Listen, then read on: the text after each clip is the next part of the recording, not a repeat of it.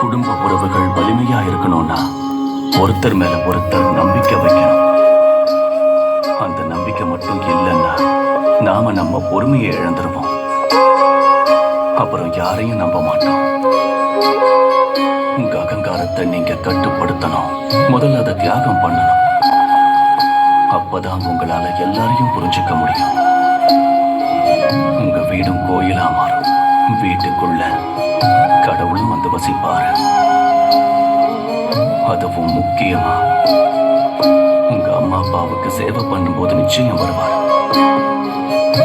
ஏன்னா அம்மா அப்பாவுக்கு சேவை செய்யறது தர்மம். சொல்ல போனா அது பெரிய புண்ணியம்.